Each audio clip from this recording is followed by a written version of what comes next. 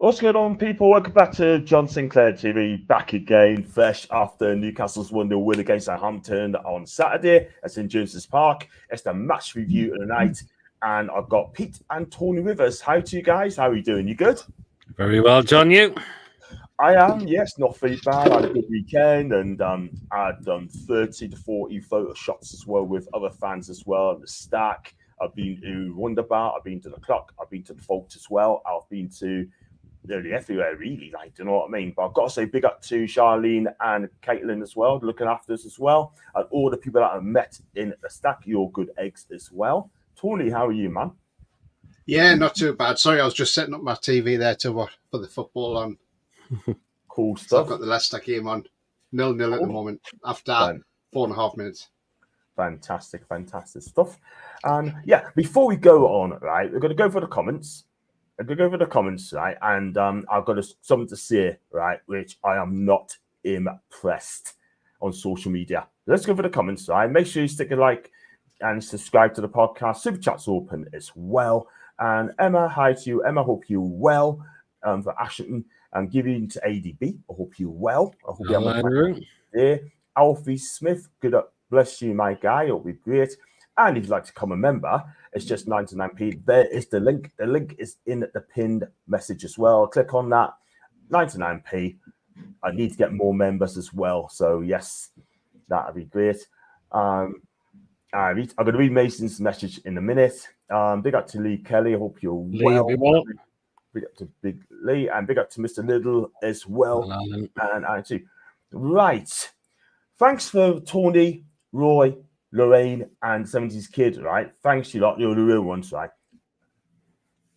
I want to say something, right, about a tweet that's been out, right?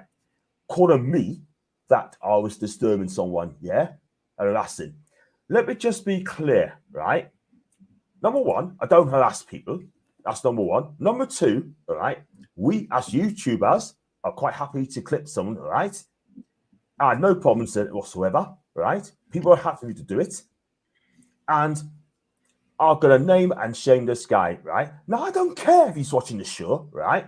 But I'm going to call him out. And I hope that, and I really do hope the chatters, right, in the room, right, report this guy, right? Because I am absolutely furious. And the way he had to go, Roy Caviani, my guy Roy, right, the kid of guitar, right, was absolutely disgusting. Calling them out, calling them names, right? So I'm going to bring this up, right? And I'm sorry, I'm going to bring it up, guys. If you look at it, right, I mean, Roy, ignore that message, right? There you go. There's me, right?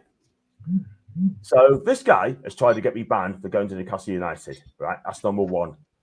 Number one, I did not shove. Number two, I've asked quite politely if I can get through, yeah? And this guy, I'm going to make this very, very clear, right? This guy hates YouTubers, right? This, to me, is similar like a racist tweet. And I've lots of people saying exactly the same thing. You can deny as much as you want, yeah? But let's be real, right? This guy is a troll and a user, right? And he's trying to be clever, yeah? Roy is quite right, replying back, yeah? And I tell you what, the thing, right? This guy must have been thinking he's clever and he thinks he's being arrogant. And you know what? Andy NUSC 48, you are a disgrace. You're a whopper and you also an absolute pork chop, yeah? Okay? Now, let me just be clear, right? If you want to troll someone, go and troll someone else. Do not do it to me mates, or me channel, yeah? Roy was peed off yesterday with these, yeah? And I tell you something now, right? You better show respect, my guy. Because I tell you what, I've had loads of DMs saying exactly the same thing about you, right? And I tell you what, you need to be careful what you say, right? Any more of that, you are getting reported, my friend, okay? So think about it. Think of what you tweet. Keep your mouth shut, okay? That's my rant over. Right, I'll start with you, Pete, quickly focus on the match review. Pete, your take on that one, please. Just someone who's probably just got a sad life, John. Sits us behind a computer, trying to put people down. Yep. Never going to work. Fact. Absolute fact. Tony, Mitch, I know you're very strong on this, man. That's why I left you yours to last. What's your take on that, man? Do you think I'm right in what I'm saying? Number one. Secondly, do you think people like Andy, NUFC 48, needs to like keep his nose out and stop trolling people? I mean, if you look, if you want to, you know, things like this shouldn't be spread across social media, but it's unfortunately it is. And there's always going to be people out there who do stuff like this, whether it's that Andy or anybody else. That there's going to be people out there. Just best thing is just rise above them. Rise above them. Simple as. That's the best thing you can do. Yeah. I know you don't go out your way to harass people, John. I know that. Okay. So, yeah, that's the thing. He's put it there that you've gone out and harassed. Well, you haven't gone out to harass anybody. You don't do that, John. No. If somebody comes up to you and says, they're happy to come and speak on the camera, or whatever, then you're happy to do that with them. But if they don't want to, you wouldn't say, I want you to be on camera. You just wouldn't do it. So you'd respect their opinions and, their preferences. So, yeah, I mean, look, it's not great, let's be honest. But unfortunately, it's the world we live in now, John. And that's the problem nowadays. And look, people are always going to take a hit at YouTubers, and it's the way that things go, Look, Paul on Toon Review gets a lot of, sometimes gets trolls and he's chatting things like that. So, it happens all over, John. It happens all over. Best thing you can do is just rise above it and just say, okay, whatever. And, see revenge is best served cold, and that's exactly what it is, John. Yeah.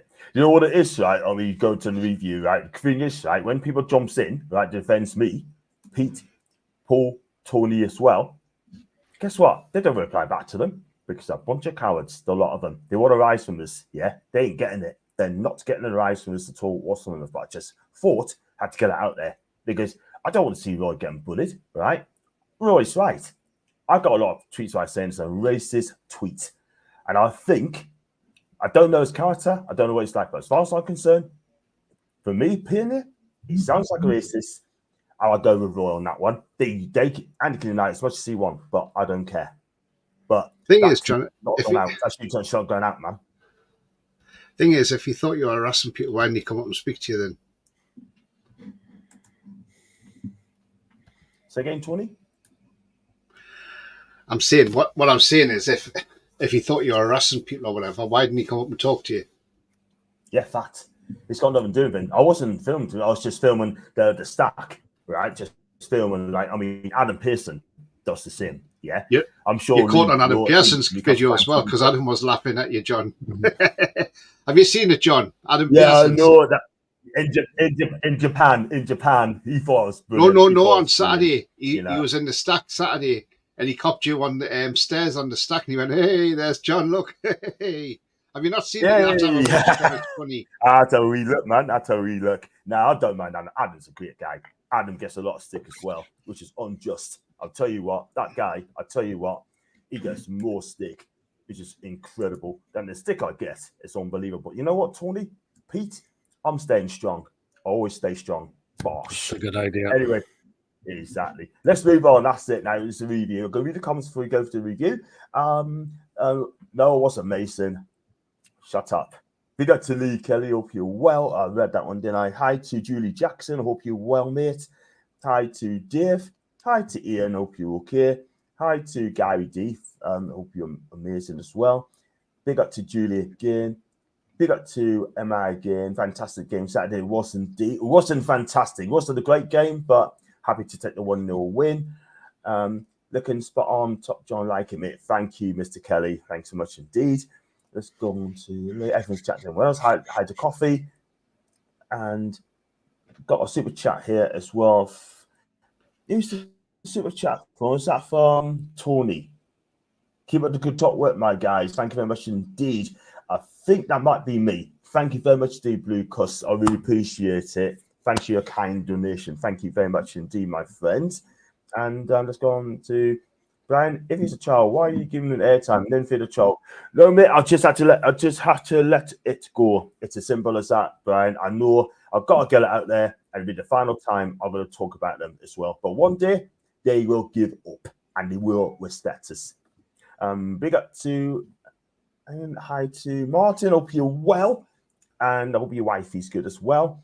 And well said, John. Mate, thank you, Mr. D. Johnny. Yeah, BR is right to an extent there. I mean, you know, I mean, sometimes, you know, I know these trolls are not the best people on social media, but the thing is, sometimes if you call them out, you're giving them a platform, and they're thinking, oh, this is great because I've trolled him, and he's come out and spoke about us, and you know that they're what's the bloody? There's a word I'm looking for, John, and I'll come back to that. But anyway, you know, the thing is, he thinks you're like that troll will think, oh, this is great. I've been mentioned. I'm famous now on YouTube. I've been mentioned on YouTube, and you know, he's bigging me up, and you know, sometimes it's best. Sometimes, as much as you're annoying, sometimes it's just best just not to, you know, not to engage with them really. Best thing is not to engage definitely over social media. So do not write something back on Twitter to them or whatever, because I don't. That's when you just end up with a war of words, and then something could get said, and then that said person could say, all right, okay, got you now, so I'm going to solicit that. I've got it in writing. Even if you delete it, he can screenshot it before you delete it. And that's how things happen these days. And you know, man. So so sometimes I see where BR's coming from. I mean, look, I don't really get, if I'm honest, I don't get trolled. I mean, I've had sometimes in the chat, sometimes there's been a couple of arseholes in the chat. I just, if it's not me, it's my mods. They just block them, simple as, and that's it. They're gone. But I don't. To be honest with you, I don't really get anybody trolling me on Twitter or anything like that. You know. So maybe you're right, Tony. Maybe because So you know, I've engaged before in stuff like where, you know, like they're talking about the football and that, and then you say something, then then they'll twist it around, and they just think, you know what, it's not worth it. You just delete the comment because you think, you know what, I'm sick of it. It's just ridiculous, you know. Some fans out there you can't speak to because they don't want to know, because basically they've just jumped on board since a takeover, and they think they know more than you, but you've supported the club for, you know, I've supported the club for over 40 years, and they think they know more than what I know, and you know, and my question then, fans, is where were you before the takeover? Where were you in the 80s when we went through the thick and thin, when we were constantly getting relegated? We were in Division 2. We were rotten to the core. You know, we had Jim Smith as manager. Then we had Ozzy Ardiles as manager, who was absolutely very, very poor manager. And, you know, I was one of them shouting for him to be sacked because I didn't like the guy. I really did not like the guy. I detested him as much as I detest Steve Bruce Cabbageed. And the thing is, you know, eventually we got rid of him. We got rid of Seymour as well, another idiot running the club, you know. And we got John Hall coming with his Magpie group, and then brought Keegan in, you know. So, you know, where were these fans who then, you know, because they weren't, you know. And if you go and ask them, can you name any of the team, or can you name, you know, who was a manager in 1982 or whatever, they probably couldn't, you know. They'd have to look at it on Google. So I'd cut in Tony, right? So I'd cut in, I'm sorry, but they wouldn't even know. They wouldn't even know who was manager in 82. They wouldn't even know. Arthur Cox, 282 and 84. Yeah. Probably wouldn't know Martin Thomas was a cracking goalkeeper for us. Kevin Carr was a great goalkeeper as well. Yeah.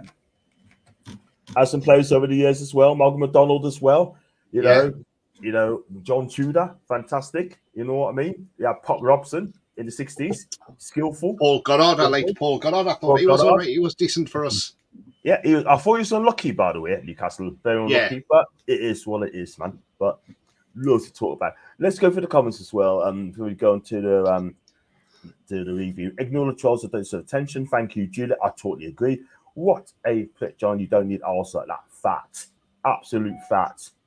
And you got well said. Thank you very much indeed. Hi to Ian. And I've got Blue Cuss, another £2 donation. Thank you very much indeed, my guy. Did you notice they ran out of cups on Saturday night? I was given a Diet Coke anyway, in at the stack, so but I didn't realise that. But the only cups I want to see is winning the Carbo Cup or the FA Cup this season, and I'll be happy at that. It should be. I agree, Dave. I totally agree, my guy. Totally agree. I blocked him So anyway. have you? Yeah, I have ages ago. But I'm glad he's in the bin.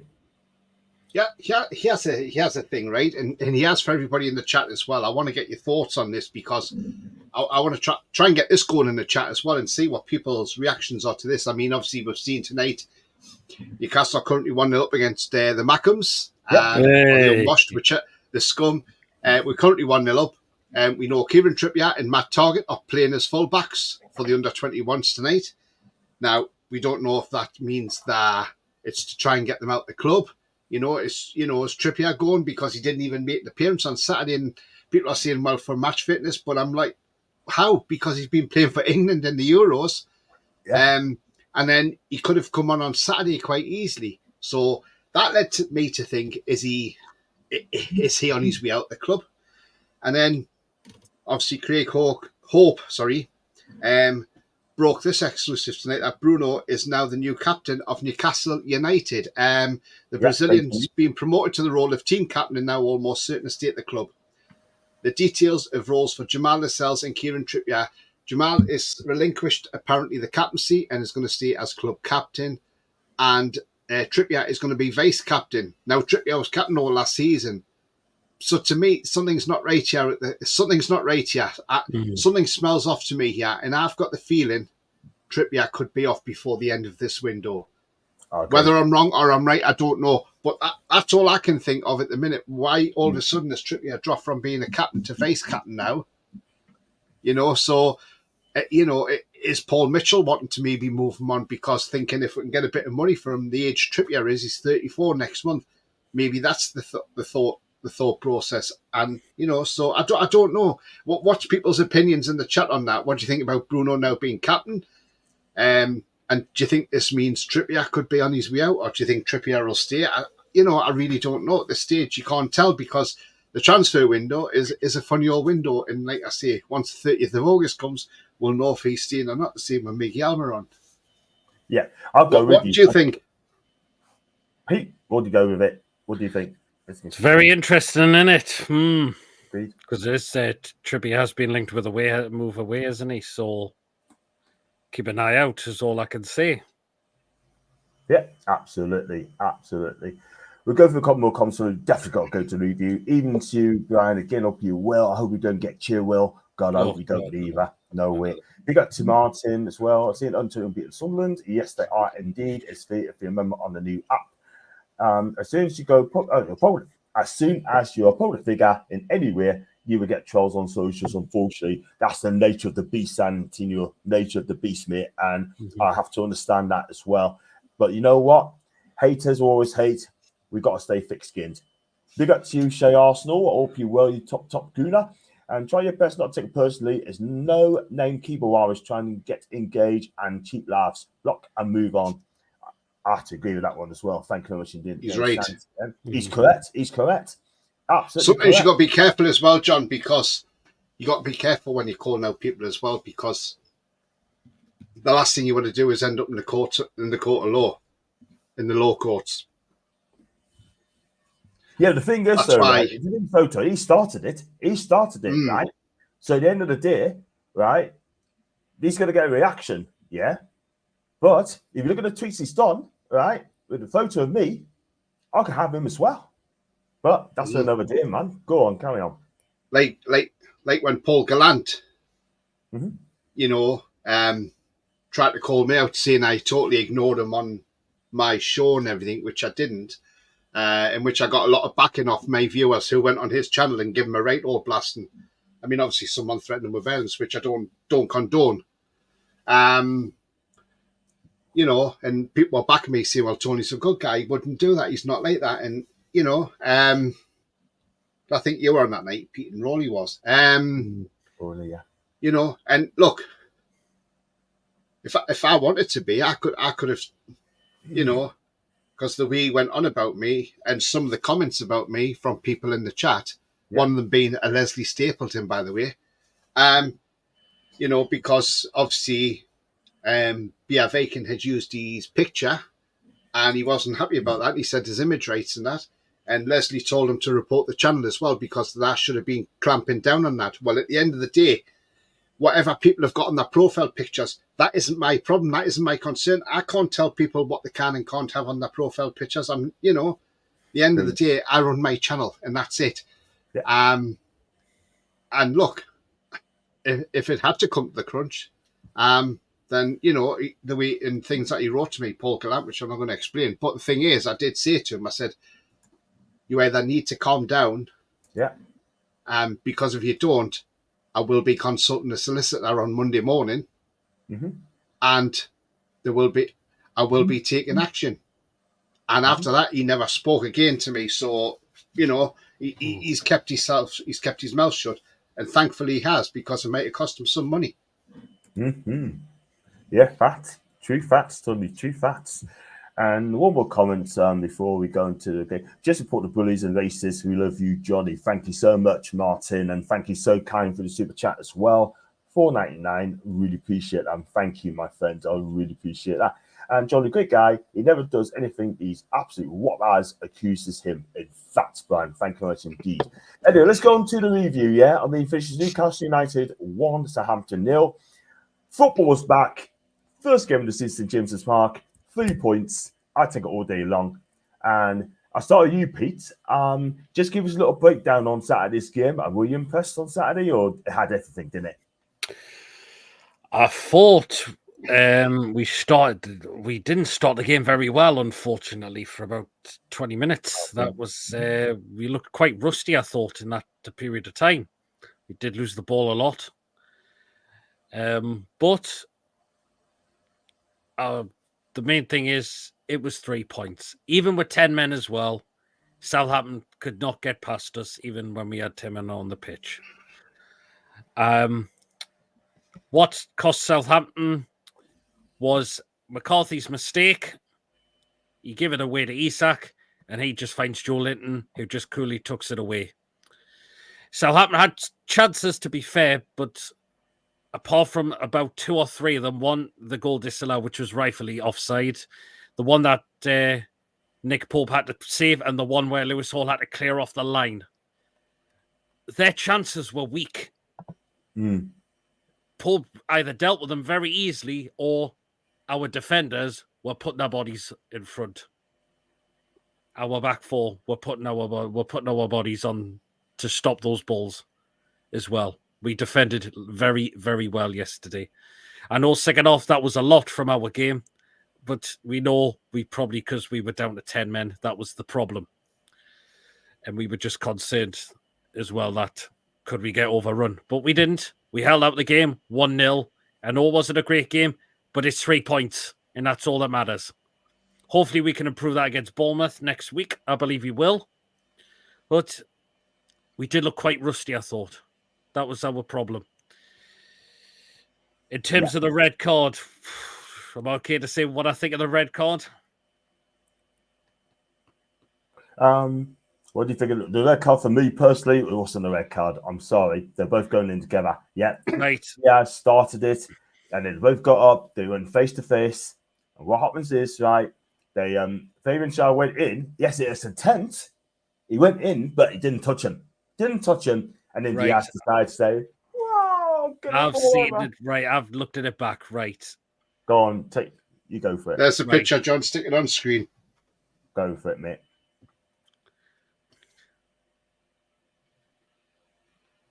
Well, stick on screen, John. That picture. Just have a look. There you go. There we go. Right, that's both heads touching each other. Right. Personally, I think... Sorry, Tottenham have just gone ahead 1-0. Pedro Porro. Oh, well. Right, then. My opinion on the red card, I think Fabian, it is a red card for me, but Diaz does the same. So he should be walking as well. So to me, red for Shea, but Barrett and Diaz should be off as well because they both put their heads into each other. I mean, I don't know what Barrett and Diaz is thinking Fabian Shea to the floor. Fabian Shea's overreacted and that's his own downfall. He shouldn't have done that, but it should have been 10 versus 10, as I mentioned, because I think Diaz should be given an early buff as well, because he's done the same and he's went down absolutely embarrassing. I mean, his reaction was like,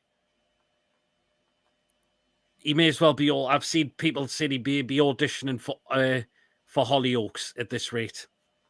Now, I've seen a couple of people that are really disgusted with his reaction. One of them is Stephen Warnock, who does Ref Roch with Dermot Gallagher.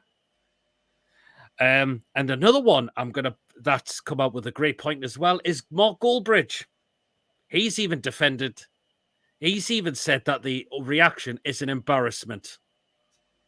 And I'm sorry, some of those Southampton fans have got to be embarrassed with Barrett and Diaz. They really, really got to be, because come on. Just a little thingy, even though it's against the laws not to go head-to-head with someone. But how isn't Diaz been sent off as well? Because I don't get it. And I can't believe VAR are not having the decency to send Paulson to the screen to go and send Diaz off as well. Because I think they're both touching their heads together. Yeah, man. Yeah, absolutely. And then Diaz decides to fly over. We go for some comments. Go on, Tony. Go on, mate. I've got my comments on this, and I slightly want to disagree with what Pete's saying. Right. Now, when you watch the initial reaction, now, obviously, I watched this on Saturday on TV, and obviously I got the benefit of replays. Now, the thing is, Diaz actually goes in with his head first, not Shea. But Shea goes in as well. Now, okay, Shea's a 32-year-old experienced international defender, and he should know bloody better not to do that. Okay, that's point one. But now then, he was barely touched, Diaz, and he went down as if he'd been hit with a sack of spuds, and he was holding his face and everything, rolling around the floor. Even Byrne was trying to pull him up. And as soon as the red card was brandished, he got up off the floor. Now, the thing is, what alarms me is, right, one, if he was that badly hurt from the headbutt, why didn't the physio come on the pitch and treat him? Do a concussion test. Because he wasn't badly injured. That's why. And you've got to say that to the referee as well, Paulson. Why didn't he call on the physio if he thought he was badly hurt? Now, when it was getting checked by VAR, I thought, oh, well, VAR's going to overturn this because they're going to say they've both gone in together. And they're going to say Diaz is play acting, so they're going to overturn this. And they didn't. Now, this is back to Howard Webb and his stupid idea that he doesn't want VAR getting too involved again. But I'm sorry, on things like this is embarrassing.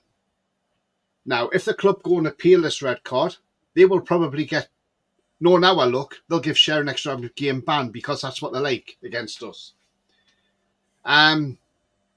I mean, Barrett and Diaz is a disgrace to football. He's not a Premier League player. He's certainly not a Premier League player. He's a Championship player at best. Why is he not at Villarreal? Because he's not good enough. He plays for Chile, South American team, all because his mother's Chilean. And he can add the Diaz to the end of his name. You know, and maybe they do this in Chile, and maybe the Chilean national team go on like that, and he's maybe picked up the habit from them. But the thing is, though, this is where players should be come down hard on. And at the end of the day, the Premier League or the FA need to look at this and need to say, right, okay, why has he gone down so easily when he wasn't even hardly touched? And that is the thing, because he was hardly touched and he went down. And as I say, the FA really need to come down hard. And they should come down hard on this play acting because it's getting beyond the joke now. It's getting out of hand. And he deliberately went down, holding his face, to hope that Shea would get the red card and he would get sent off. And that's exactly what he did. But what annoys me is, right, so before this actually kicked off, it all kicked off because Brereton Diaz, the whistle had gone, and Brereton Diaz decided just to barge into the back of Sher and push him to the floor. Mm. Now, okay, he gets a yellow card for that, right? And then obviously we see Isak go up, and you don't mess with Isak, by the way. Isak goes up and nudges him twice in the back, you know, as if to say what you're doing. Dan Burns even having a go, you know. And then obviously the headbutt thing starts, and Diaz goes down, and Parsons fell for it. Parsons fell for it like a kipper. He's been done like a kipper. And Parsons decided that's a red card. Now, I've got a lot to say about the referee during the show, because I tell you now, there is a lot more I want to say on this referee, and a lot more. Now, the thing is, right, on this incident, okay, if you're going with your head, yes, okay, it's a red card. But I think Diaz should have been shown a second yellow for the play acting, because Parsons should have thought, well, hang on a minute. If he's been really hit that bad, how's he up on his feet already? Because, you know, I've seen people in pubs and that get a headbutt off somebody, and I've seen them stay on their feet longer than Brereton Diaz stays on his feet. And that's for just like a little touch ahead like that, you know, basically just a touch. But when people get a good nut or a Geordie kiss in a pub, you know, even they're still standing. You know, they're not on the floor holding their face or anything. They're still standing. And this is what gets me. I don't understand how Diaz has gone down so easy. And the FA need to take action on this. And the only way they can take action on this is if they punish Diaz. Because if they punish Diaz and give him a ban for this simulation, it might send a message out to the rest of the players in the league. Do this, because I'll tell you now, if he doesn't get punished, this is going to happen again when Southampton play somebody. He's going to get under somebody's skin. They're going to go in together with heads. He's going to go down again, and he's going to get the red card for the other player. Yeah. And unless you put a stop to it, this is going to carry on. And the only way you can put a stop to it is by fining these players and suspending them, and give them a suspension. That'll hit the club hard. And I want to say Russell Martin is a disgrace of a manager as well. And I hope Southampton get relegated at the end of the season. And I hope he goes as well, Martin, because that manager is a pain in the arse, John. He's a horrible man. All game, he was in the fourth officials. He had every decision. He was straight up to the fourth official. He was even having to go Tyndall as well. You know, who does Russell Martin think he is? He's not a great manager. He's just a championship manager. Because I tell you what, he'll get found out in the Premier League, and he won't be at Southampton much longer. And I hope Southampton will relegate at the end of the season, because I bloody well put a bet on them going down. Yeah, facts. A horrible team. Facts. I mean, look, you look at it, right, Tony, right? He's moaning that we deserve something at the game. No, he didn't, in my opinion, right? That over an hour to put us away, and he didn't do that. There was a couple of good chances there, right? We defended really well in parts where it needed to be. I thought it was a shit average performance. It wasn't a classic, in my opinion, but we deserved the goal. And Joe Lynn's got a fine goal. It was a gift, by the way, Pete. It was a gift from their keeper, McCarthy, straight to Isak. He pulled it back to Joe Linton, and I thought he guided it so well. He finished it well. It could have gone past the post. It didn't. He guided it so well. It was a lovely finish, and what a game he had. He was absolutely a machine in that game yesterday. Not just for his goal, scored it on his left foot as well. Just managed to roll that in very well on his left foot. But what I loved about him, the way he comes back all the way up the pitch when Southampton are on the counter-attack to get that ball off Diaz. The way he got right back up the pitch just to get that ball off Diaz was absolutely incredible.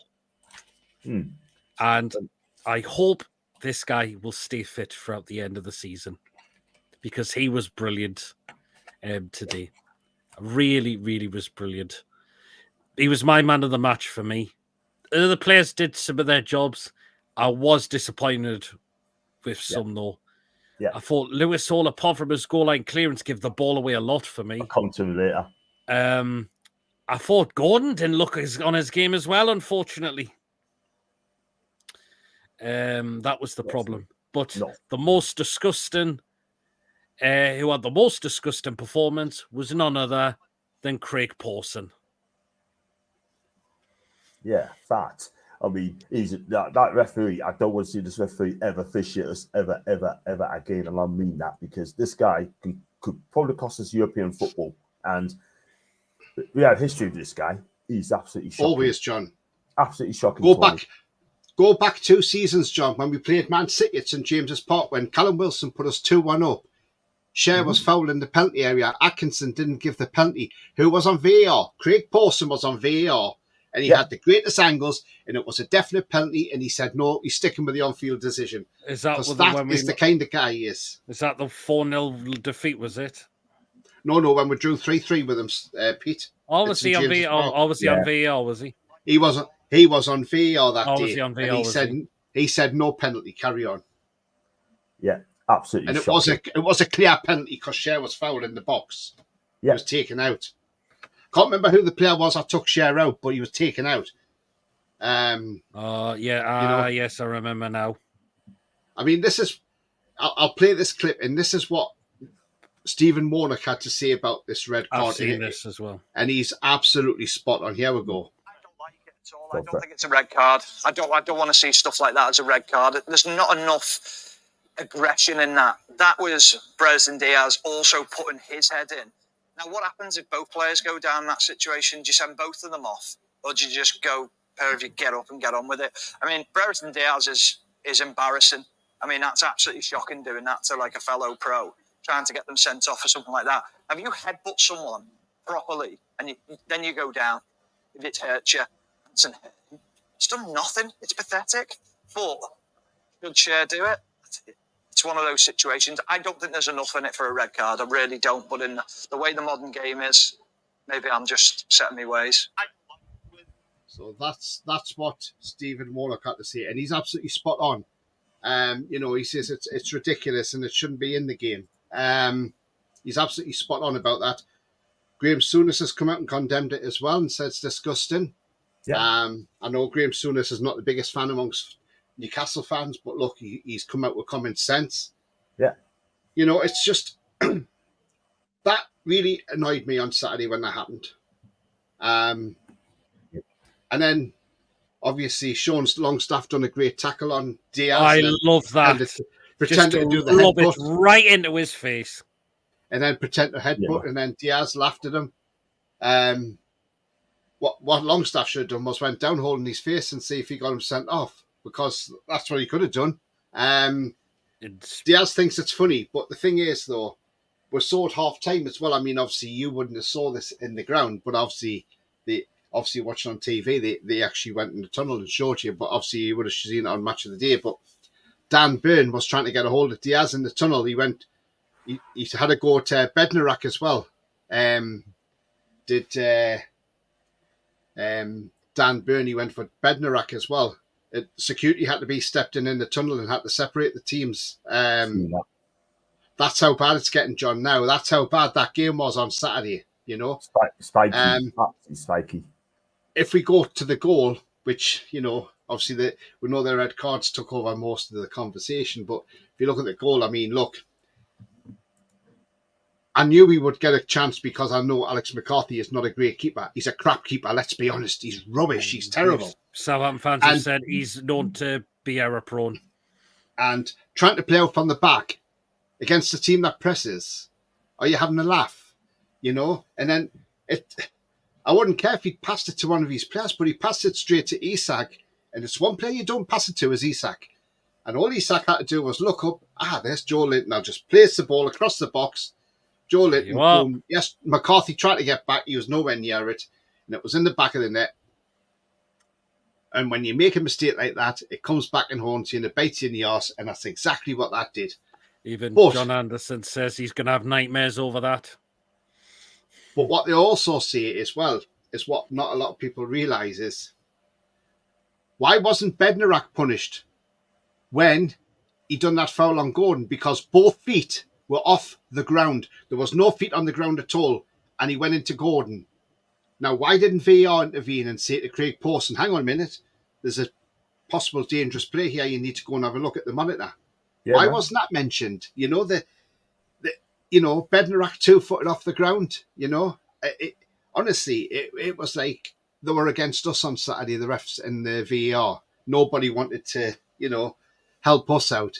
They probably looked to see if they could find an offside for that goal for Joe Linton, but obviously there wasn't one. But, but that's not talked about. People don't talk about that, Yeah. But I thought Russell Martin being in the air of the fourth official all game, I thought was disgraceful from the opposing manager. It's not like he's an elite manager or anything. He's just some crappy championship manager, who was nearly sacked last season when Southampton lost a run of games. And if Mason's in the chat, I'm sorry, because I know you liked him at Swansea, but I don't care, Mason. At the end of the day, I thought he was an absolutely disgrace on Saturday. And like I say, if Southampton don't get many points, he'll be out the door anyway. But to be in the ear of the fourth official all game's disgraceful. Having to go trying to wind Tyndall up and going to Tyndall as well over stuff, I mean, look, when that foul towards the end of the game, Was it Isak? Yes, Isak taken out. Yes, on the touchline. Yeah. And Eddie House, putting his hands up, come on, referee. And the referee eventually gave the free kick, but it was like Pawson was waiting for them to score because, there was 5 minutes of injury time, but they kept on going and going and going. And eventually he blew the whistle. But let me tell you about Pawson. The thing is, right, if you watch Craig Pawson, all that game, things he was doing was disgraceful. When we want to take a quick free kick, he was pulling my back and saying, no, you can't do that. But he's letting Southampton do it, right?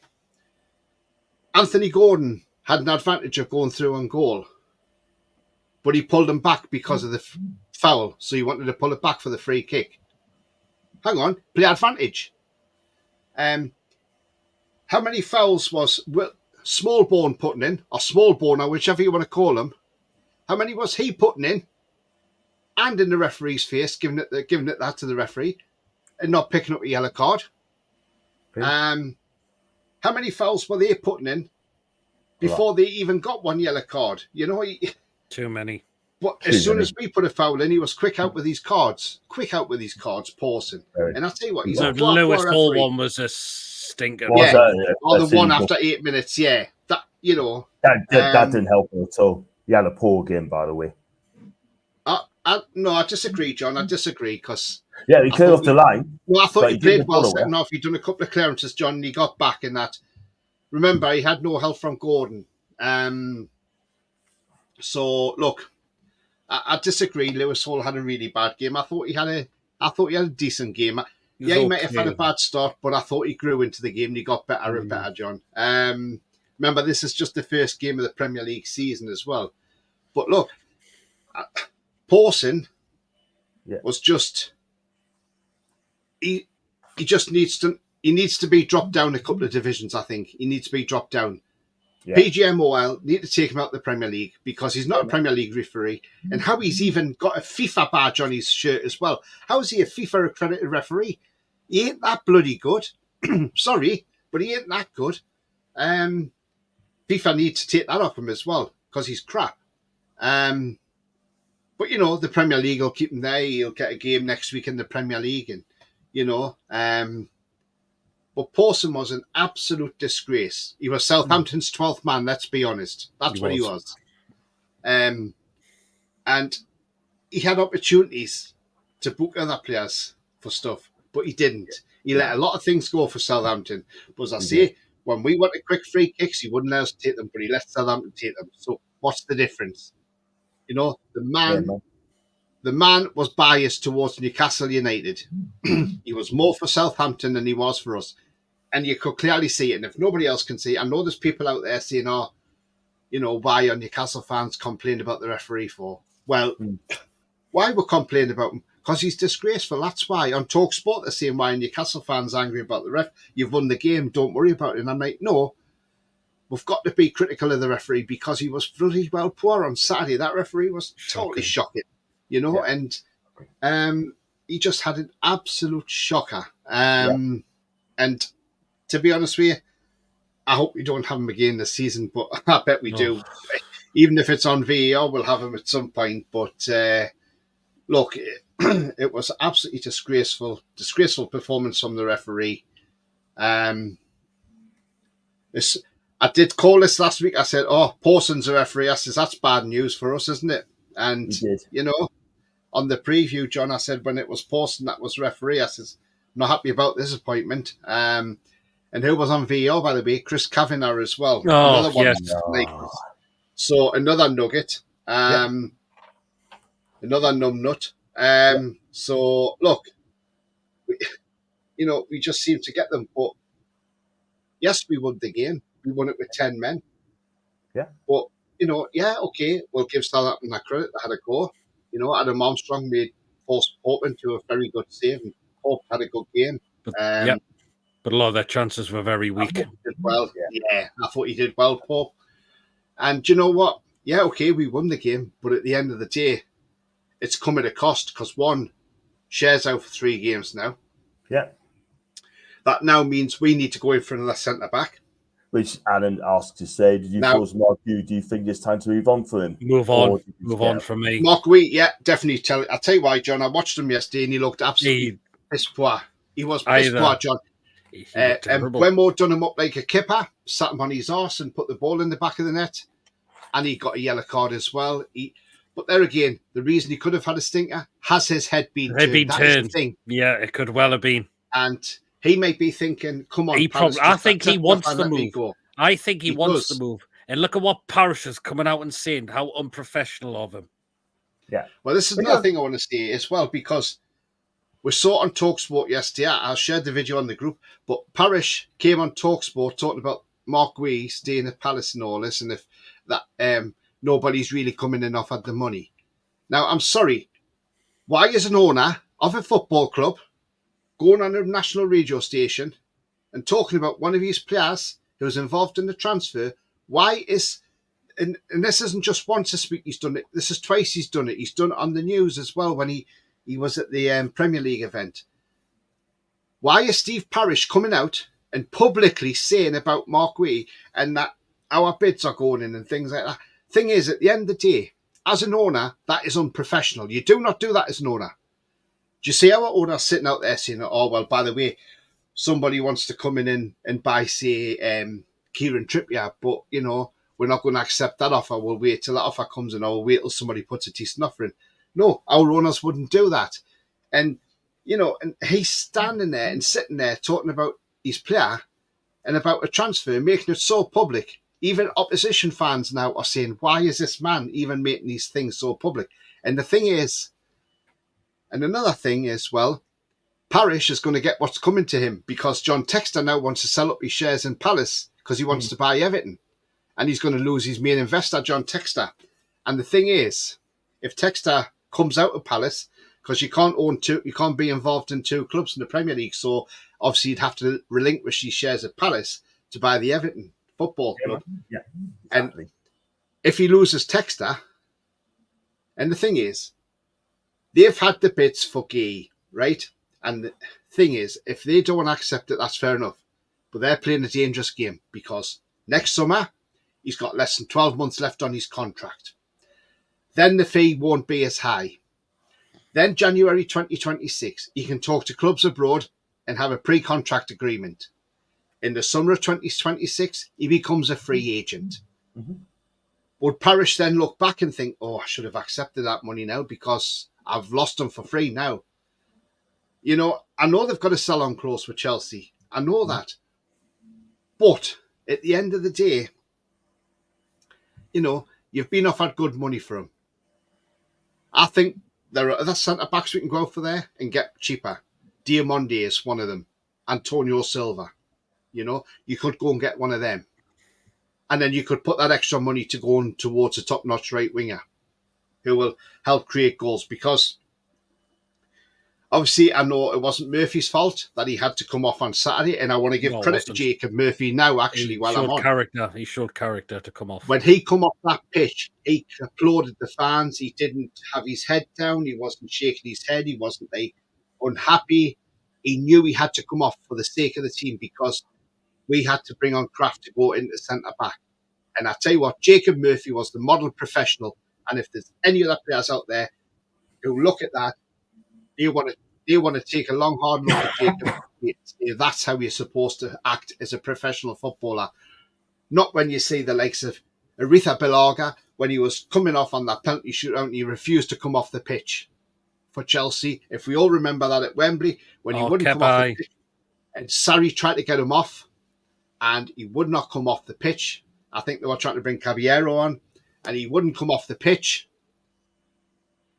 That's the sort of attitude I'm talking about. But the attitude Jacob Murphy had on Saturday was the total opposite.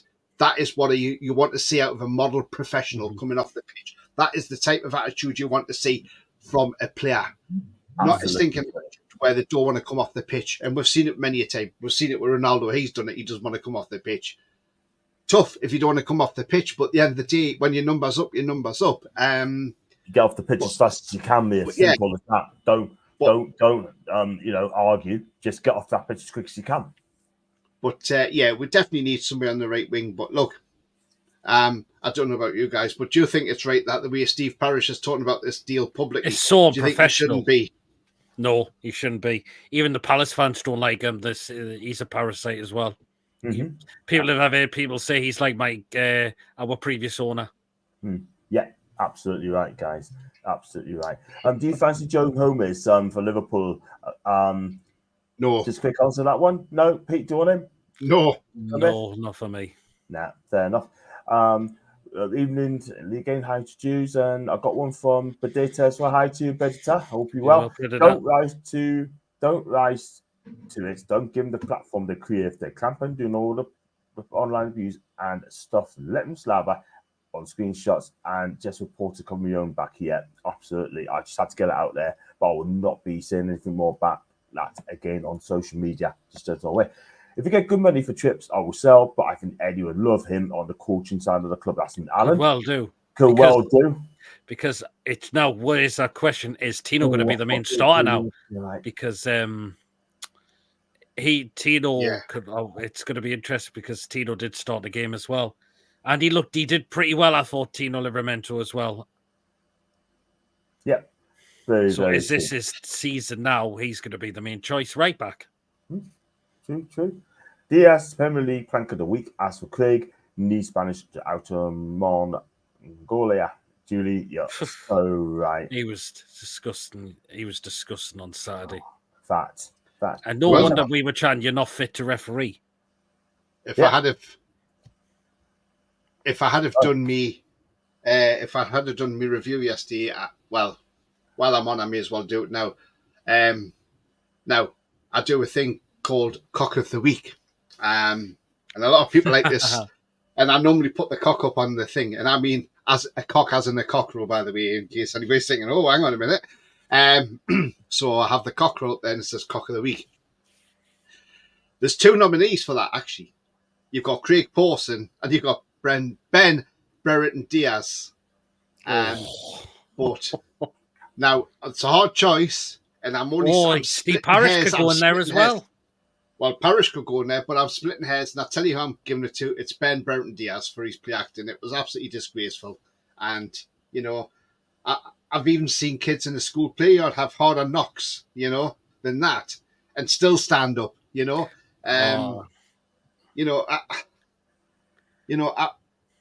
Like I say, I played in goal. I've had a volley. I've saved a volley from like basically 2 yards out, and it's bent my wrist back. It hurts, but I still got it and played on. I didn't let it affect me. Do you know what I mean? So, you know, it's honestly, I've even had harder knocks than that. You know, I've had a cricket ball in my eye. That's the thing. I don't go down like a sack of spuds. Was that go back to Gary's comment there you had up there, John? Yes, I remember the player very well, and his name was Henry Lansbury. Yep, absolutely. Oh, Henry Lansbury, yeah, he was terrible, wasn't he? At the time he got Shelby sent off, who didn't even touch him, and the way he went down where pulled him, it didn't even touch him one bit. Yeah, facts. But it soon was calmer for him. when he went to join Aston Villa permanently, and we played them at St James's Park, and we won 2-0. Oh, sticks one in the back of his own net. Mm-hmm. Agreed.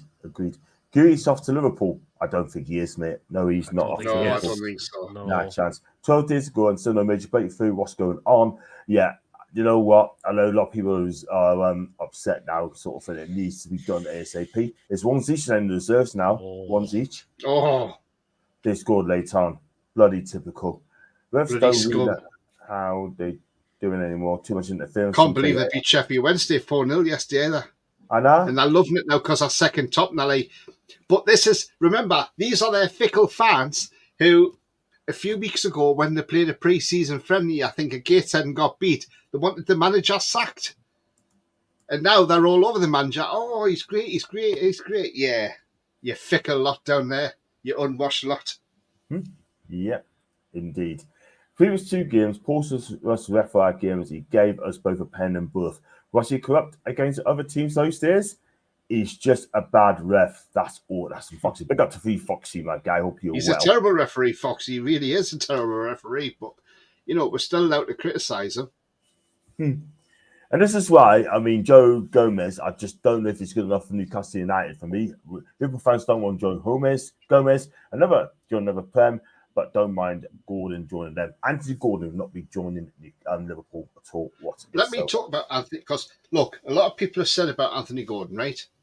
And a lot of people have put out there, I agree, Alan. Gordon wasn't great on Saturday. His head's turned. He wants to go to Liverpool. He's not interested now. Right. Let me put everybody straight, right? Tell you what it is with Anthony Gordon. Let's be honest, right? He's been playing for England. Well, I say playing for England. He's been with the England team training. He had 1 minute of game time against Slovenia. Now then, when he came back after the Euro final, obviously he had an extended break holiday, the same as Kieran Trippier. And the same a lot of the England players and the Spanish players. Now, when Gordon came back, he's only played one half of football when he played against Girona last Friday. And it's getting back into stride again in the Premier League. So he's probably not fully match fit, which you've got to understand. And maybe that's why he wasn't getting back so much to help out Lewis Hall, because, he just wasn't quite match fit enough. I think the club will offer him a new deal. And if they do, that would be fantastic. I think that'll be the way to keep him there as well. And I think we'll see a different Anthony Gordon, but I just think he's just a bit rusty because he's not really played it. He's not had a pre-season as such because he's been on holiday most of it. Because he's been with the England team. So I think people need to cut a bit of slack on Anthony Gordon and saying, he's not doing it, his head's turned. It's not his head's turned. I just think it's because he's had the extended break from the England team after the Euros, and, he's just come back a bit ring rusty, and he's just got to get back into the swing of things again. You can't expect these players just switch on like that. It's not like a light bulb, you just switch it on and it works. A player can't just say, I'll switch it on now and I'll work. It takes time, and it may take him a couple of games to get back into the groove in the Premier League, But I think our owners will be cute enough to offer him a new deal. I really do. I believe so as well. And I think he'll sign it as well. I don't think his head's turned. Let's be honest, because if Liverpool were really serious, they'll be back in for him, and they're not. So that's it. Absolutely. And Lewis Hall as well. I seen a thing tonight on Twitter. A Chelsea fan put it on with a little video saying, I really miss him. And a lot of Chelsea fans commented and said, yeah, we miss Lewis Hall as well. Can you imagine him under Maresca? He would have been a hell of a left back for us. And it's our owner getting rid, because Pochettino didn't want him there, and he wasn't going to get the game time under Poch. And plus, they said Bowley, the owner, is a bit too cash happy, so he just sold him on for the sake of it. But a lot of Chelsea fans are still very upset after losing Lewis Hall. So that shows you how highly he was rated by Chelsea fans. Yeah, absolutely. It did go back to David's comment on Danilo. That looked a horrible injury. It did. It did. I wish Danilo speedy recovery, man. I mean, that's a And horrific another injury. one Yeah. who suffered a horrible injury as well, and that was Greg Ollie from Gateshead, who broke his leg. Yes. Hope he Yes, has a speedy recovery. He's had the operation as well, and hopefully he has a speedy recovery as well. fingers crossed. Greg, speedy recovery as well from Gateshead as well. Horrific. So sad, man. Gateshead have had a good start of the season. Two Yeah, wins. that's top, aren't they? Top of the league. How are the Top of Heat? I read the Heat. Oh, I actually think we have a very good chance of getting Charles' record rescinded. Share was a yellow, but Diaz should have got double yellow. One for the challenge on Share and then simulation. Yeah, I kind of agree. But I don't think we're going to win that, unfortunately. I just don't think we're going to win it. It's a hard one because if we do appeal and it doesn't get overturned, then it could add an extra one on top, unfortunately. Yeah, so they don't want to take that chance. But so the game looks like there is some light at the end of the tunnel, and look, it is great news, guys, isn't it? I mean, look, well, I knew this would happen anyway, and I did call this would happen anyway. But look, our Carabao Cup match has been moved to the Wednesday night because we play Bournemouth on Sunday, and that means it's the return of Sandro Tonali. So he comes back on Wednesday against Nottingham Forest. yes, the return of Tonali. Yes, absolutely, can't wait. Absolutely, but it looks like the games Fabian Schär's going to miss. There'll be Bournemouth, Forest and Spurs. But you know what? If we don't get a centre back in, let's see how Kraft does, because I thought Kraft did absolutely very well when he come on. I thought he did as well. And that is a player that's really improved under Eddie Howe. Agreed. I thought he had a good game, to be fair. I thought he did very, very well on Saturday, Kraft, when he come on. He's starting to get used to that centre-back role, considering he's a major right. He's normally a natural right-back. But I thought he was very, very good when he came on Saturday. 100%. Years ago, turned around and said to the lads, go into the match on the bike, smash straight into a lamppost, ended up with 2 black eyes. That's Lee. That's awful, Lee. I hope you recovered, mate. And, that is sad news, man. Just be careful, man. All right. And there wasn't enough contact from Share to cause harm or serious injury, which, if there was, by the letter of the law, it's a red, but it's on the rest discretion. That's it, yeah. But you know what? All of our defence was very good. I know when Shea had to go off, all the back four had to. I thought Dan Burn was immense as well. He was. Nothing seemed to get past him at times. Exactly, Pete. Exactly. I don't think we should appeal on the Share red, but Burton Diaz needs a ban. That's the thing. Yeah, I agree. Burton Diaz needs a ban. Lawrence. Yeah, exactly, Lawrence. And you know what? Again, if we do appeal, we lose. Like Pete said, he's probably got to a 4-game ban. It's not what we want. I want to talk about. He also talk about Bruno as well. I think we touched on it. Pete, new captain. I'm delighted he's new captain. And now he's going to stay at Newcastle. I think he'll be at Newcastle for many years to come. Could well do. I mean, he did very well, I think, because it looks like this will be Jamal Lascelles' last season. It could well be Dan Burns' last season, and it could well be Trippier's last season as well. So I'm glad. I know he started the game off very slow at times, but he just completely started to grow into that, and that was the captain's performance as well. Didn't lose his head, didn't get booked like he would normally do on the first game. He did what a captain would do on the football pitch as well. Yeah. And absolutely delighted for the lad. And that would give him that captain's armband. 100%. I don't think we should appeal to Share red, but I read that. And if we appeal the card and it looks like like everyone else, I've seen it now, I don't see how they can justify being red. He squared up to him. There has to be intent to harm, and there clearly wasn't intent. Yeah, that's a fair shout, but this. That's a fair shout. I was laughing at the time. Excuse me, it happened so fast. That's Lee, bless him. And I want to talk about on Eddie Howe, right? I mean, he got the tactics right again. Right? I mean, we all know it's going to be a massive season for Eddie. I mean, look, I think he did the interview well. He said they need to do what he did. And Tony, I mean, tactics right, mate. I mean, I know he's got a long way to go. Yeah, absolutely, John. I mean, he knows it's a big season this season because obviously, one, we've got no European football.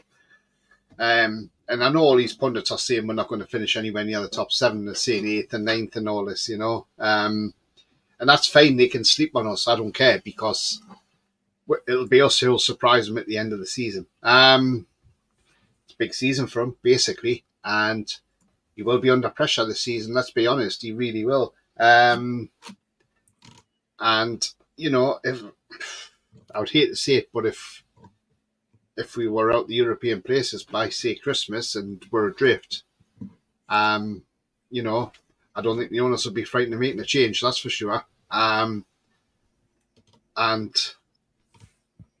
so I think it's a big season for Eddie Howe this season. I really do. But I still back us to get I backed us to get a 3rd place in the Premier League, and I think we can do that as well. Got to think Chelsea's playing European football Thursday, Sunday. Man United's playing Thursday, Sunday. Tottenham's playing Thursday, Sunday. Obviously, the top four's Champions League or the Elite League, whatever they call it now, because it's a new format, isn't it? So, yeah, I mean, look, it's going to be interesting to see where we do finish. But I think we'll finish in a European place. But we've got to get a couple of players in before the end of this window. If we don't, then I don't know. I'm not sure. As long as we got to keep free of injuries as well. That's the thing. That's it. It's no good letting these players go. I mean, look, there's even talk about letting Vlachodimos go on loan now. Is that why he wasn't in the squad on Saturday? Is that why he wasn't in the squad? Should be letting Dubravka go. They're keeping Dubravka apparently. The second choice. Don't get it. I don't get it at all. I really don't. But we're going to send Vlachodimos on loan. Apparently, somebody says Eddie Howe doesn't actually rate him. So he's on a 4-year deal as well. This probably was a Paul Mitchell signing. Then it was probably a PSR signing. That's what it was, because it was like probably when Forest bought Elliot Anderson, they probably said, "Well, I'll tell you what, we scratch your back, so you scratch our back. You take Vlachodimos off us." And that's exactly. I mean, look, if he's going out on, but then he may be going out on loan with a view to a permanent move. So who knows? Would you be happy with that? Him going out on loan? No, see, he should be given an opportunity, in my opinion. Yeah, it's just Dubravka's done. I don't want Dubravka. Dubravka should be moved on. Apparently, Ruddy will be 3rd choice, and then Gillespie 4th choice. I dread to think Dubravka playing in cup games now. I really do. If he's going to be playing, I'd do as well, because I would have the trophy this season. I'll play Nick Pope all the games, because at the end of the day, if we're doing the trophy, Nick Pope's got to be in goal. Simple as that. We need to be our strongest team. If we don't, then we're not going to win trophies. Simple as that. I don't trust Dubravka in goal. I don't either, to be fair. He should have been moved on. But we still got too many players. They deemed not good enough still at the club. Simple as that. We're gone for He's 35, got a year left under a year left on his deal. We should be looking to shift him on. Exactly. I mean, somebody did say, could we shift Dubravka on and bring Trafford in? But I can't see we're bringing Trafford in, because Burnley won't have a keeper then, so they're not going to let him go now. 100%. I've got a question for you. I've got a question for you too. Yeah. Now then, right? Supposedly a Saudi club's now coming for Ivan Toney. Now, personally, I don't want to say Ivan Toney got the Premier League. I think he's too good for the Saudi League, if I'm honest with you, right? Okay. Now, I've got this question, right? And the viewers in the chat as well, get your say in this as well. What do you think? Right, this is my take on this, right? Now, I know a lot of people might not agree, but I'm going to say what I think, and then I'm going to ask you and Pete for your thoughts on what I've said, and obviously get people in the chat to join in with this as well. Now, I personally think we should sign Ivan Toney. Now, before anybody says anything, hang on a minute, Pete, before you... I'll tell you reasons why. One, we have a sell-on clause. So one, we would get him a little bit cheaper. Two, he's proven in the Premier League. He's a proven Premier League scorer. So, him and Isak, coming off for each other, would work. And thirdly, what I would do is I would say to Brentford, I'll tell you what, we'll take Ivan Toney off you and we'll send Callum Wilson in your direction as well. So do a player plus cash swap with Callum Wilson. And I think, because Ivan Toney's only got a year left on his deal, and I think we could get him on the cheap, John. And I tell you what, I know, look, I was one of these that didn't really want him back, but I sit and think about it. But he knows where the back of the net is. He's a Premier League goal scorer. Mm-hmm. And, you know, because we have that sell-on clause, one, we would get him cheaper. Two, we could offer Callum Wilson in exchange as well. That would get Wilson off the books. I'm sure Brentford wouldn't mind having Callum Wilson. By the way, Leicester's equalised Jamie Vardy. Oh. Yeah, and he's really going for it in his celebration. And I think... 1-1. 1-1 after 56 minutes, 1-1. Wow. Now, Jack will be over the moon then. So I think, in all honesty, if we brought Ivan Toney in, I don't think Brentford would turn their nose up to Callum Wilson, because I know Callum Wilson can put the ball in the back of the net. They may be to keep him fit. Who knows? John, right? What's your thoughts on that? And I've put this to the chat as well. But what's your thoughts, John? But would you have him back? Because I know you have said you would. Oh, I said in the past I'd take him, right? But then again, it's the attitude that goes with it as well. However, he's a goal scorer. He is a goal scorer. And if he comes back, I have no problems with Ivan Toney coming back, because he can score goals and he's proven in the Premier League. Yeah. Would he go above Isak, though? That is the problem. So, yeah, I've got people in the chat already agreeing with me, John. Lawrence has said, you know, even Lawrence has said Toney to replace Wilson isn't a bad idea, to be fair. Yeah, I totally agree. Agree. He comes in 110%. There are two quality strikers at the club, Isak and Toney. Exactly. No problems at all. And that means you've got firepower up front. You've got a place to score 20 goals as well, which I think is good. So, I mean, got Commissar Flanagan as well. Amazing biz if you can sell. John, we've got the sell-on clause, so we could say a little bit cheaper. You could say, well, there's Callum Wilson. Yeah. Plus 10 million for Ivan Toney. Bang. Indeed. Deal done. 110%. And we've got the sell-on clause as well. So you'd have to take that into consideration. Yeah, I totally agree. But yeah, I mean, it could be a surprise signing. And if that's starting to happen, then it's unfinished business. And he's going to have to compete with Isak. Like to hear what Pete's got to say, because I don't think Pete wants him back. Nah. Did this guy not bet on us to lose games? Yes, he did. Yeah. There you are. No, thank you. Fair enough. Good riddance. No, thank you. Yeah, fair comment, Pete. Yeah, but would you not rather have him than Callum Wilson? Because at least he hasn't got an injury record like Wilson, has he? True, but the guy would want to start games. He'll want a big wage as well. No. Fair dues. Fair enough. Tony's place Wilson would be a bad idea, to be fair. I'd rather have Breno. I tell you what, I'd take him. I think he's a really good player. He'll improve at Newcastle. The players have to tell the Bracker what to do. That doesn't look good. Even give them Fraser as well to Brentford. That's not a bad shout. And Breno, right, with Fraser in the deal as well. Tony's posted 29. No chance to be a backup somewhere. He'll want big wages to guarantee to be a starter. Not the feelings for him to play, especially with no European football yet. I'll just sort of put out there, that's all. Yeah, that's fine. Yeah. I mean, you got to do it. So you got to, Tony. You got to do it. You got to do it, mate. But you just never know.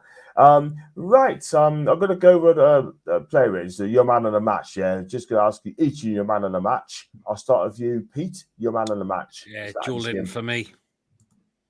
Yeah. Okay. Cool. And Tony, your man on the match. Right. Well, man of the match. Right. Okay. I've got three players who I think played really well on Saturday. So I'm going to give them in a running order. Okay. So third placed player I'm going to put in there is Lewis Hall. I thought he had a great game, Lewis Hall. After his jittery start, he played well after that, and he cleared off the line, saved us saved us losing 2 points, basically. So Lewis Hall gets third place for me. Second place is the captain, Bruno Guimaraes. I thought Bruno was brilliant again on Saturday.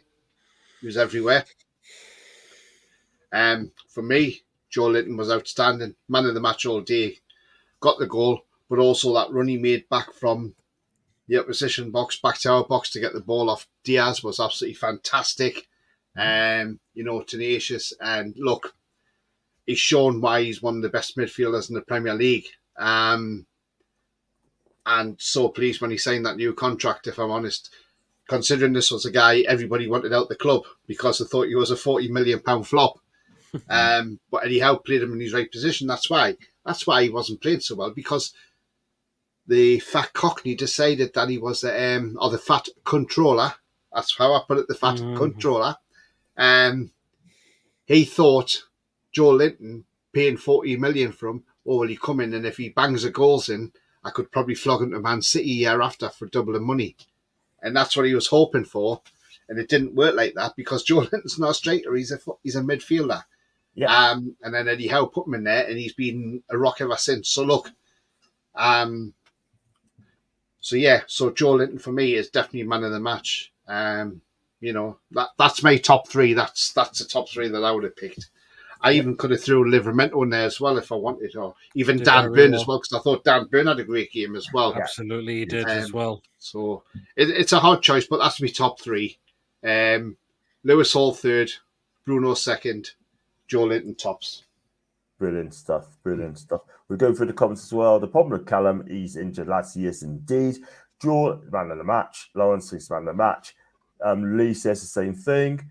Ian said the same. Alan said the same. Perdita says the same. Without the goal, he was immense. He was 40 million flop as a striker. Now he's Hunter Mill, Dynamo midfielder, and I can't even argue with that as well. I just hope Joe Linton gets into the World Cup in 2 years' time. I hope he does, but when we get there, he will, John. Yeah, he will. Yeah, he'll be close to 30 when he goes there, but age doesn't matter. I don't want to bother that age. If you're good enough, you're old enough, you're good enough. It's as simple as that. So, yeah, just a quick one before we wrap up the show. We got Bournemouth next Saturday, next Sunday. That's going to be a tricky game. I mean, it's about time we beat Bournemouth for the tally. Surely it's got to be. I mean, we'll have Bruno for this game because he's missed the last 2 trips to the Bournemouth stadium.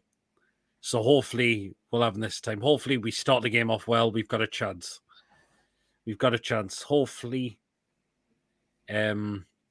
we got to get right at Bournemouth. That's what we need to do. Yeah, I agree. So hopefully we can win there because our last 2 performances haven't been good. We lost 2-0 last season. In the 1-1 draw, we looked really, really off our game at times, I thought, as well. Yeah, I agree. Well, you've got to be Neto as well in goal. And, 1 each still at Leicester. Leicester 1, Tottenham 1. Let's go on to this one before going to Tony's. Apart from the clearance off the line from Lewis, what else did Tony like about Hall's performance to be mentioned as the top 3? He was getting forward and, he did put in some good tackles as well, But again, the lad played well towards the end of last season and I expect him, this is the first game. And, he was unfortunate to get the yellow card. But he wasn't helped out really, was he? So, but yeah, I thought, in all honesty, I thought Lewis Hall, I thought he was all right. I thought he had a good enough, I thought he had a steady game, let's be honest. Clearance, he made a block as well. And, he got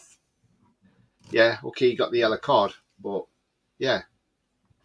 I liked what I saw Lewis Hall. And we know Lewis, the lad's still young. Give the lad a chance. And he's going to get better and better. Let's be honest. And I think by the end of the season, he's going to be one of the best left-backs in the Premier League. I guarantee it. Yeah, I think he will in time as he gets older. And the 28 million may end up being a bargain. I think it will be a bargain. Another player I want to mention as well is Longstaff. I thought he had a really good game as well for me. Yes, he did. He was there. Yeah, he did. He did. Is that because Tonali's coming back? Well, we'll see. Well, You we'll know see what? about I that. thought he did very well in that tackle. Just to rub it in Diaz's face was good. Yeah. But still, Zai's going to come in anyway, no matter what. He will get game time. He will get games. And yeah, for me, it's going to be Joe Linton. Definitely Joe Linton, man of the match. He covered every blade of grass, and the way he defends, the Yes, way he he did. backs back, and his work rate just cannot be questioned whatsoever. He's gone from 40 million flop to a 40 million superstar. And I tell you what, I can see this guy being at Newcastle for life. He's 28. Think what affected Lewis first 20 minutes. He had Murphy in front of him to help out once. Murphy came off and he was on his own majority of the time. He had two players to deal with. Yeah, that's fair enough. That's a fair comment. Yeah. He did. And the early yellow card didn't help him at all whatsoever. Do you know what I mean? And then you got to play with what? 85 minutes the rest of the game just to make sure you behave yourself. Do you know what I mean? But to be fair, I mean, he came off the line, gave the ball away a couple of times, but you know what? Listen, we won the game and Lewis will improve in time. It's simple as that. Oh, Tony, your Sunday's game against Bournemouth, mate. I mean, what needs to happen? Can we go there and get something out of the game? Well, it has been tricky for us. You know, last year we lost there and we lost there the season before as well. So, you know, the vitality hasn't been the best of grounds for us, let's be honest. Yeah. But, you know, it's early in the season now. And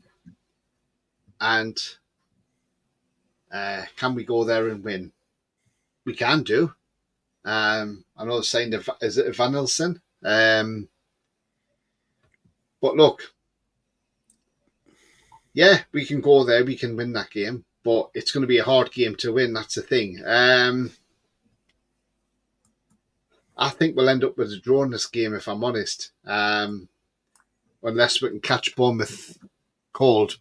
Hopefully they're not too warmed up because the season's just started. So yeah, I mean, look, let's see what happens. But it's going to be a tough game. If we got a point out of it, I wouldn't be disappointed with a point as long as we don't lose it. That's the main thing. So yeah, I mean, look, it's going to be a tough game. We know that, but hopefully we'll catch them when they're cold and we go on and win the game. I'll take the win all day, John. But if we get a draw, I'll take that as well. I'll take a point now. Put it that way. That's the way I looked at it. And look, Lewis Hall. Look, he played 70 minutes Saturday. He made one clearance, 2 block shots, 1 interception. That's why I'm saying I thought he'd done okay. He had 3 dribble. He's done dribble pass 3 times. He made one clearance off the line. Okay, he didn't win any of his 7 ground duels. Yeah. He made 2 fouls. He lost possession 16 times. Yeah, okay, that's fair enough. But then he had 2 players on him. He had 42 touches. He had a 60% pass rate. 12 out of 20 were accurate. 1 out of 5 crosses was accurate. Yeah. You know, so his defending was okay. You know, 1 clearance, 2 block shots, 1 interception, and he dribbled past 3 times. So look, as I say, I don't think he really had a bad game, to be honest with you. Yeah, fair enough. Fair dues. The guy's 19. Give him a chance, guys. Give him a chance. Yes, absolutely. Young lad. He is. Always do. So there's mitigating circumstances of his performances. It was his best, but think on a whole, he coped okay. Sure, there's a hell of a lot more to come from him. I agree, mate. I totally agree, mate. I mean, he's going to get better and better and better. So it meant it wasn't his best game. I get what you mean. Lads, would you replace Hall with Kelly against Bournemouth just with Kelly knowing the players and the ground? No. Not just yet. I think Kelly will slowly work him in. I thought Kelly did very well when he come on, though, to be fair. Mm-hmm. Yeah, fair dues. I mean, look, I think Lord Kelly will come good. He will come good, yeah, if he stays injury free. And I think he'll be fine. I like Hall, has a great future, but on Saturday, he didn't win a duel. He didn't win a duel or make one tackle. Lost the ball more than any other player, and since chances came from him, so confused he got such a high rating from some. He did get a high rating. I mean, SofaScore's given him a 7.2 for Saturday. Yeah. Fair dues. You know, so, I mean, yeah. yeah, he got a good rating off Sofa Score anyway. But yeah, I know where Foxy's coming from, but I just thought he'd done all right. And considering to start the season, we're playing against a team who are we had 10 men as well. Remember, he's had to play with one man less in defence as well. Mm-hmm. Well, he wasn't one less in defence, but if you know what I mean. So look, at the end of the day, it is what it is, and Mm-hmm. we got the job done. That's the main thing. At the end of the day, it's all our own opinions what we want to give players. But I thought Lewis Hall was okay. I mean, this is what Sofa Scores give for the defence. Nick Pope got a 7.3. Lewis Hall got a 7.2. Dan Byrne got 6.9 off Sofa Score. Livermore got 7.3. Sean Longstaff only got 6.9. I thought you was better than 6.9. If I'm honest, I'm definitely. sorry. Longstaff was good. Breaking news: Brighton have signed Jorginho Rutter from Leeds for 40 million. That Leeds is close as well. That is, yeah. Well, thing is, right? Funny you say that. I was talking to a guy at work today who's come from our branch in Leeds, Castleford. He's a Leeds supporter, and I said, this Rutter guy, I says, Brighton are going to be paying over the odds for him, aren't you? And he says, apparently when they signed him from Hoffenheim, I think he said they signed him for like 35 million from Hoffenheim, selling him for 40 million, but there's also a sell-on clause for Hoffenheim. He says no Leeds United's going to make out this deal is £500,000. That's it. Oh, that ain't good.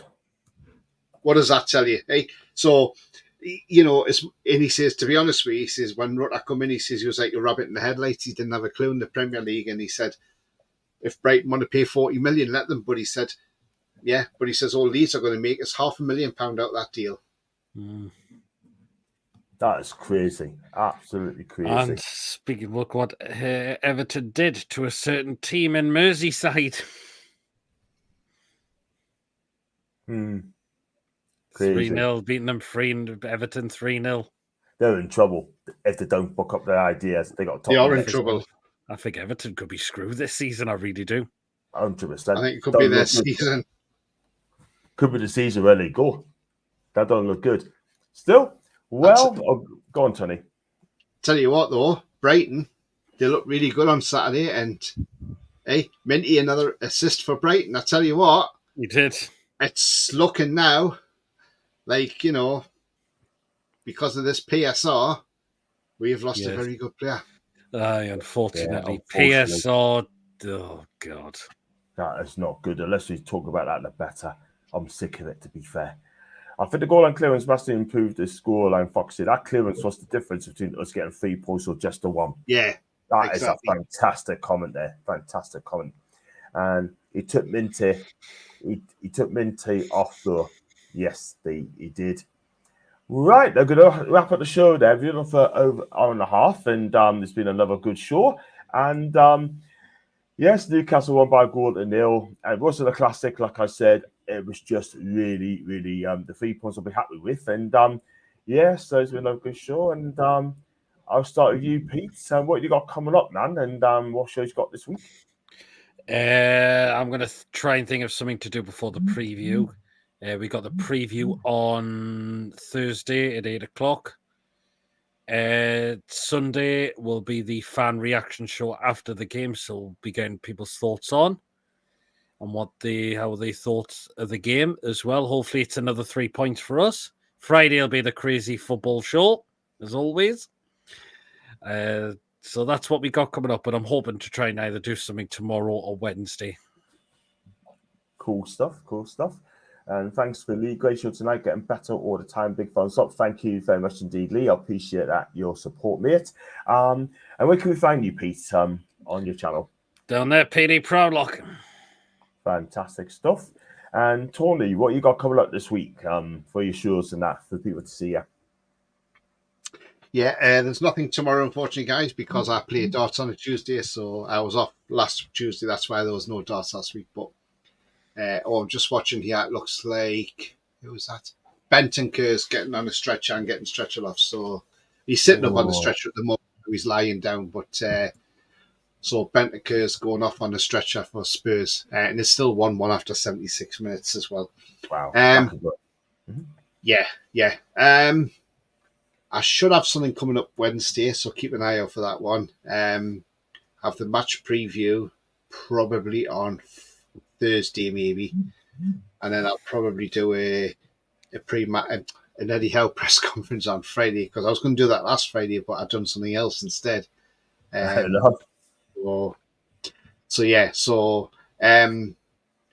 I'll do I think it was because we put the fourth bid in for Gui, that's why I've done a different show. But yeah, there'll be plenty of shows to keep an eye on, so keep an eye out for the shows there coming up as well. I do appreciate people who are subscribed to the channel. I don't take it for granted. And so if you haven't yet subscribed, check out my channel. Got some great stuff on there, more great content to come as well. The pre-match as well will come up as well. So there's always the pre-match shows, which is always fantastic, by the way. Again, another great one on Saturday, over 500 views. I do Carabao Cup draws, so I'll be doing that next week as well. When we've played Forest. So that game's live on TV, which is great as well. But yeah, there's lots to keep up with the channel. Any breaking news, anything, any signings we make or whatever, and if it's there, even if I've got to stick out a quick short, I'll stick out a quick short. But if you haven't checked out my channel, go and check my channel out. It's all black and white TV. It's on there behind me. Consider subscribing and also give the vids a like as well. Hitting the likes helps us a lot as well, because it means it keeps us near the top of the search, and it means new viewers find us more easily as well. Now, I'm not just talking about myself, I'm talking about John, Pete, and anybody else as well. So continue the love and continue the support. It really is appreciated, like I say, and thank you very much, guys. Thank you very much indeed for that, Tony, as well. And if you follow It's All Black and White TV and follow Pete's PD Padlock's channel as well, keep your eyes peeled for that as well. I don't know what I'll be doing this week, but I should have a think as well. Keep your eyes peeled for that as well. But one thing I will say, next Wednesday, I'll be hosting on Harry Scarfe's podcast next Wednesday for the Premier League preview. So please join us for that as well. I totally agree, mate.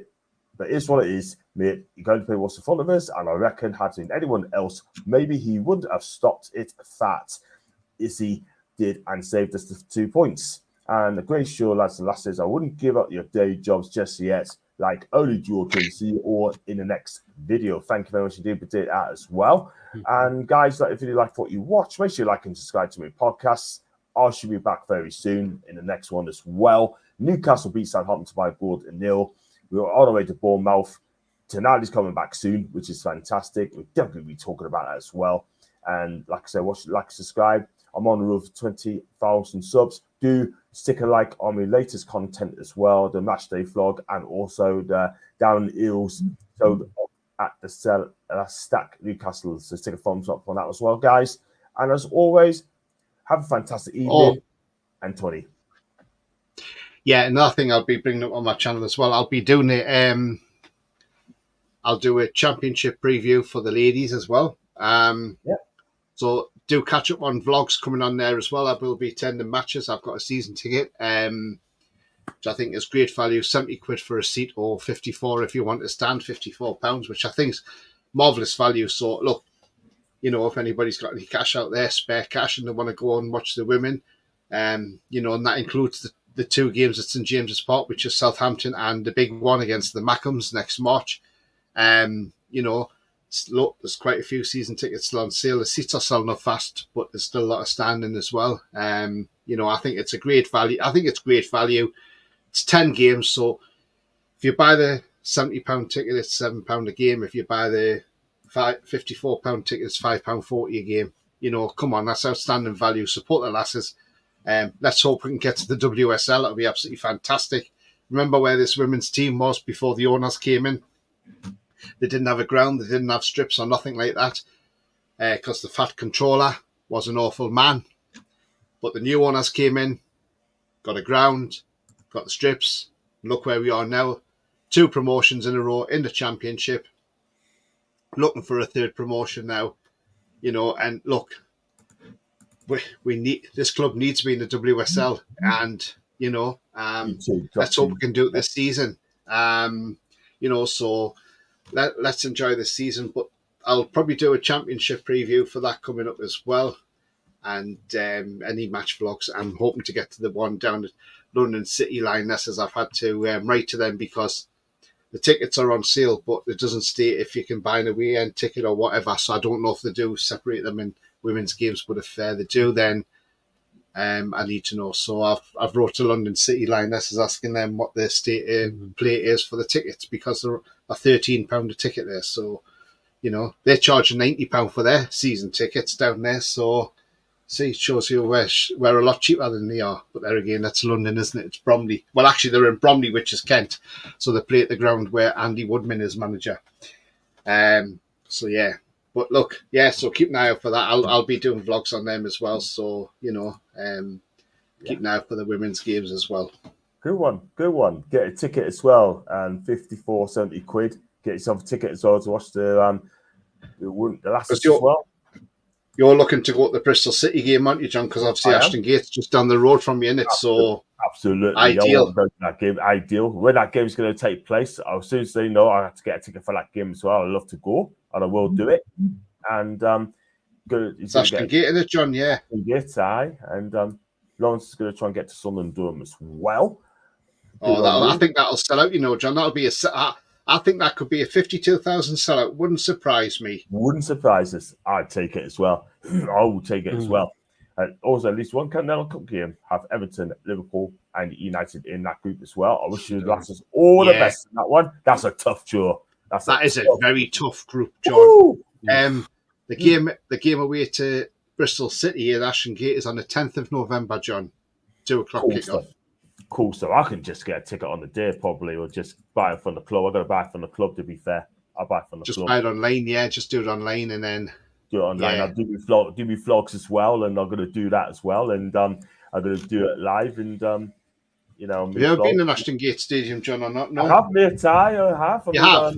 I have. Nice ground, or? Nice stadium. Aye, it's an amazing stadium. Like, for 27,000 capacity now, and mates are City fans as well, and I used to go there like an invite sort of thing. So always going to be Newcastle United. So yeah, it's just a good day. It's good day out sort of thing. So you know what? I'm going to do a vlog there as well for the women's as well. So I'll be there as well. Yeah. And hope you come. Adam come as well. So there's a little story before I got to wrap up the show. What did Adam P goes to all the women's games, doesn't he? Though. He does. And Newcastle Fans TV. Newcastle Fans TV. They go as well. Yeah, Effie game as well. So that's amazing there as well. So big up to you guys. I went to Low Fell, right, to a takeout, right? Takeout on Saturday, right? So I went in, ordered me food, and then 2 minutes after, these bunch of lads, must have been like 16, 17-year-olds, and saying, is that John Sinclair, a YouTuber? I said, aye. And then 17-year-olds, right, come any more than that, right? So I came out, I said, did someone mention my name? It goes, oh, is that you, John? I said, I am. You're a YouTuber. I am. Can I get a photo? About 8 or 9 kids wanted a photo taken with us, right? Cool, right? So we did that. Chatted about football, about today's game. So I asked them their question, which is amazing. And, and they just think I was great. They said that how it is. They thought I was a cool guy. They thought I was humble. They thought I was polite. And there was a source on Saturday from Low Fell, right? Big up to you, right? Big up to you, my guys. And make sure you watch your channel, yeah? Because I'm back again against Tottenham on Sunday week. So I'll be up for that game. So hit us up for that one as well. So great guys as well.